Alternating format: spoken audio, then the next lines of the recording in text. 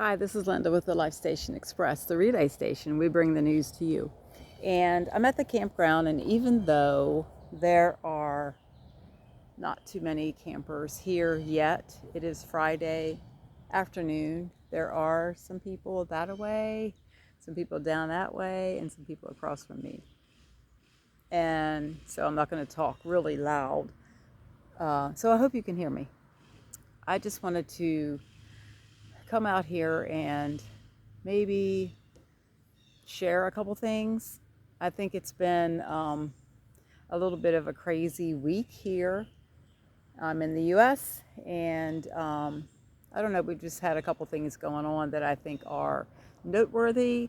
Um, just some activity that maybe would interest anyone that's in the truther realm of people. We saw the Georgia Guidestones be taken down, and I don't think anyone knows for sure who was behind that, why that happened.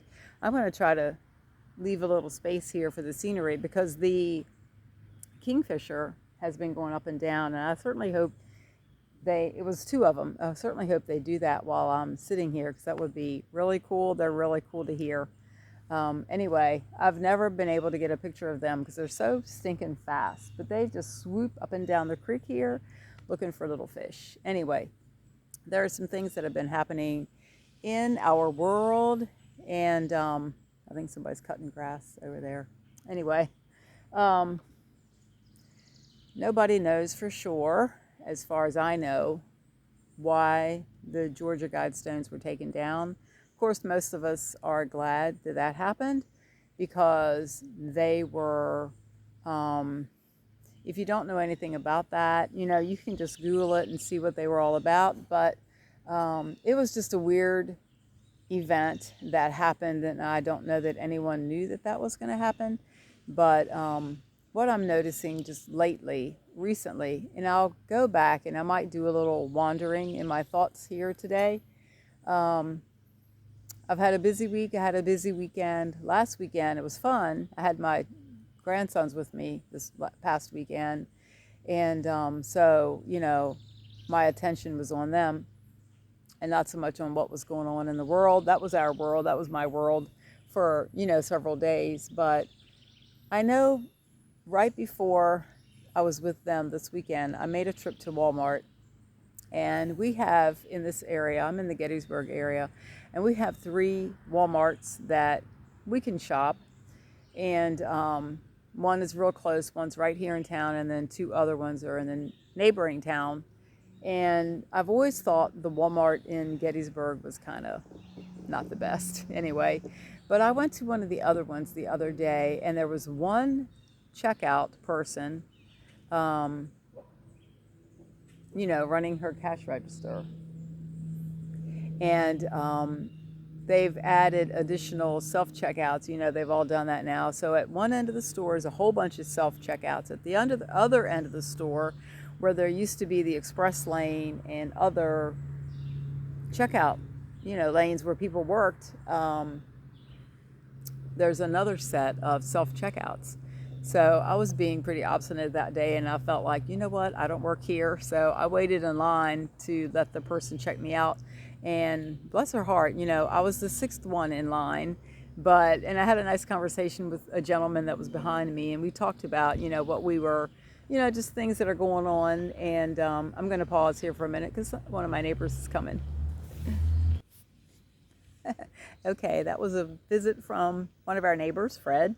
And we had a nice little chat. That was wonderful. I love when people stop and chat and just talk about, apparently it's supposed to rain tonight, and then tomorrow, maybe, I hope not. This is what I love. It's sunny at the moment, and it's pretty warm, although I don't mind the heat. But anyway, getting back to things going on in the world, there are certain things that we can become frustrated about. We feel like we don't have control over things, and some things we don't. But we have to remember, those of us who are in Christ, that He's in charge. that he knows everything that's going on. He's There's no way you can fool God.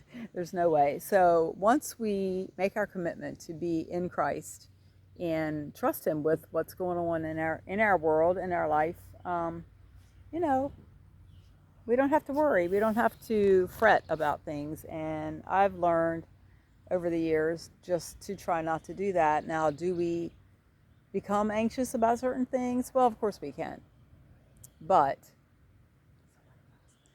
it doesn't pay to worry about anything. If we want to go back and look at Philippians 4, that whole chapter will show us and tell us what we're supposed to do with the feelings that we have, with maybe the things that are not exactly comfortable, or the things that we don't want to have to go through, the things that surprise us.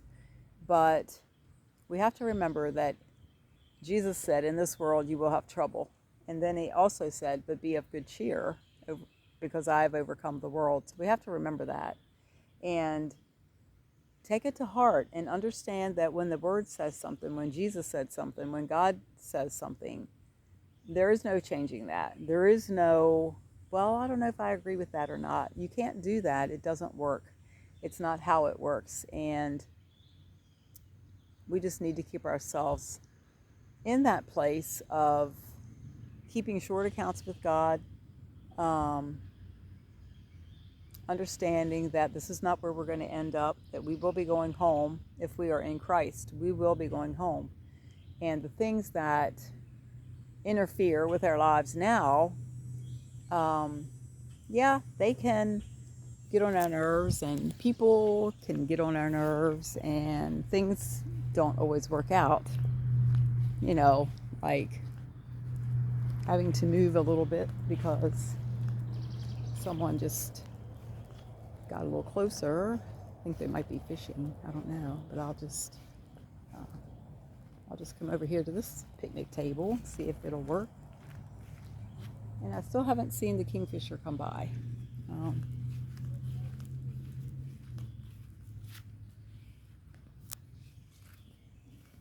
There's grackles and blackbirds and peewees and other birds all around here, but I haven't seen the kingfisher yet. They just, a pair of them went that way just a little while ago. So I think I'll just maybe close this down because, let's see, it's going to be getting busier here at the campground. I just want to encourage you to continue to thank the Lord for what we have. Understand that we live in a fallen world, and yet choose to hear the birds. I heard this morning, this is so cool. Richard went to work. He goes to work really early, and I usually hear the birds start waking up around 5:20.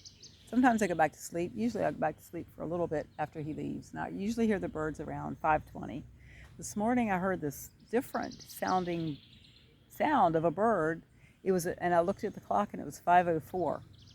So I got out my bird app, thank you Danielle, and put it by, I opened one of the vents in the top of the camper so it would be a little louder, and I put the app near there, and it showed that it was an owl.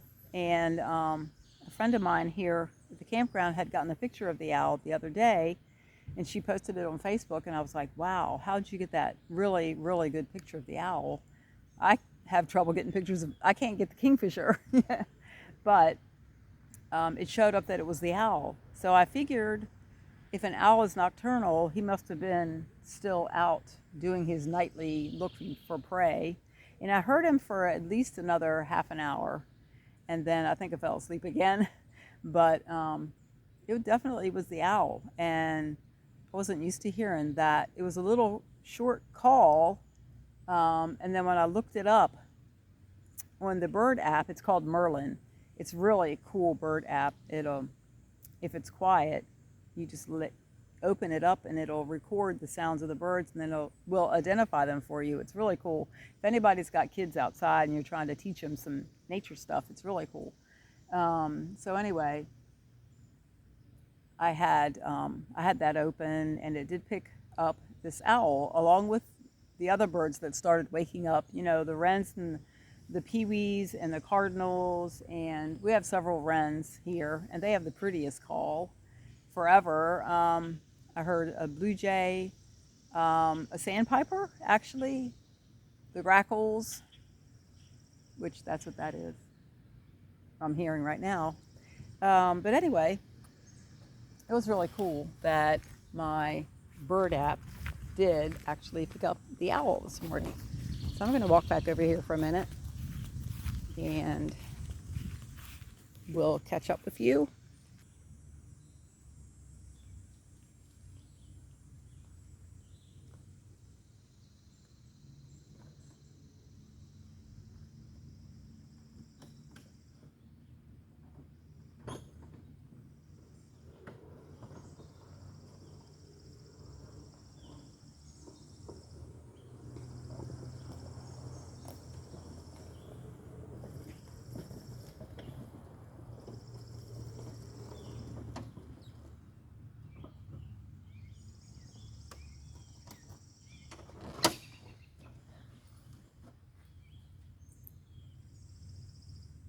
Alrighty, I hope you have a wonderful rest of your Friday, and I will talk to you guys soon. I'm thinking some campers will be coming in soon as everybody gets off work and they head down to the campground for their weekend, and hopefully they'll have a wonderful time and it's not going to rain. But I will talk to you soon. I just want to remind you that God is in control. Don't worry about the things going on in the world. We have to deal with them, yes, but we have to remember to do Philippians 4. Think on the good things. All right, I'll talk to you soon. This is Linda, the Life Station Express, the relay station. That's the news for today.